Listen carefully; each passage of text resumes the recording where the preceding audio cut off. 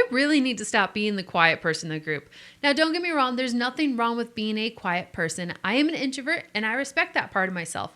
However, I find that time and time again, I am using the fact that I am an introvert as an excuse for not addressing the root cause of my quietness, which is my social anxiety. And if I want to make friends, if I want to build a community, then I really need to address this and start talking to people. This really came to light when I was at a birthday party the other weekend. Everyone at the party was an avid hiker and the birthday girl had chosen a mountain for us to climb. So this made it kind of easy for me to integrate with the group and start chatting right off the bat. However, on the way back down the mountain, I found myself settling into silence. I wasn't talking to anyone.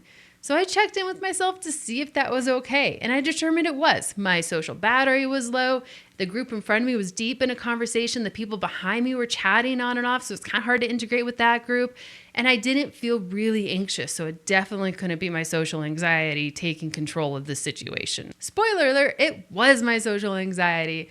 By the time I reached the bottom of the mountain, excused myself from lunch because I was way too tired for that, and hopped in my car, I realized that I had been practicing the one thing you're not supposed to do when trying to tackle social anxiety, and that was avoiding conversations. I didn't want to try to push myself into the conversation that was happening ahead of me. I didn't want to try to start a brand new conversation with the people behind me. I was comfortable in my little bubble of silence, and that is an area where you just don't grow. Since that party, I've spent a good amount of time reflecting on this, and it really made me dig into the difference between social anxiety and introvertedness. I found a lot of great resources on this, but the book How to Be Yourself by Hendriksen really highlights this well. So let's dig into the difference between the two and how I could have recognized that I was blaming my silence on the wrong thing. So let's start by addressing what it means to be an introvert. Basically, our resources tell us that introversion is a personality trait. It just refers to how a person recharges their internal energy, and it's something that they're born with. So introverts typically tend to prefer being in a quiet or familiar place in order to recharge that battery and prepare for them to handle the outside world. Now, we can't talk about being an introvert without also referencing the opposite of it, which is being an extrovert. Extroverts typically get their energy, recharge that internal battery by being in a high energy environment like a social gathering. And usually you're not one or the other. It's a spectrum. So we could kind of fall anywhere on the line and we can lean towards one or the other, but you could be right in the middle. Neither is better than the other, though. It really just refers to how we recharge our internal energy. Social anxiety, on the other hand, is an anxiety disorder that has nothing to do with being introverted or extroverted. Contrary to popular belief, it is not an extreme form of introversion. Instead, it's a fear of being rejected or judged. In the book How to Be Yourself by Dr. Hendriksen, she points out that people with social anxiety often expect perfection from themselves. So if we go into a social interaction, we don't perform perfectly, whether that means being super funny or smart or whatever, then we're certain that the other person will find that we're deficient or flawed. Dr. Hendriksen refers to this fear as a fear of the event called the reveal, where the other person will discover these deficiencies. So oftentimes people with social anxiety outright avoid social interactions in order to avoid having this event take place. So the difference between social anxiety and introversion can really be summed up in one statement. I am an introvert and I have social anxiety. Being an introvert or extrovert is something you are born with, and it really just determines how we recharge our internal energy.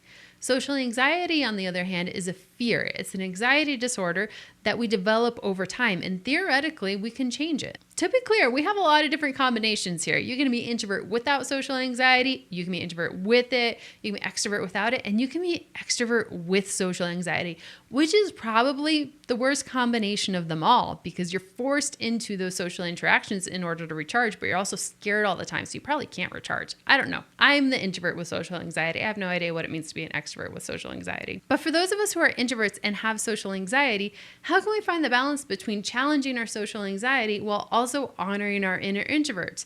Because I know from personal experience, this is something I really struggle with, as I kind of mentioned in my story earlier. I know in the moment, the fear from social anxiety can really muddle our thoughts and feelings, even if we don't really feel anxious in that moment. Well, thankfully, both of our resources kind of provide some guidelines for this and help us figure out if social anxiety has taken the reins. Let's start by breaking this down into two different situations. First, deciding if we're actually going to go to the event in the first place, and secondly, what do we do when we're actually at the event?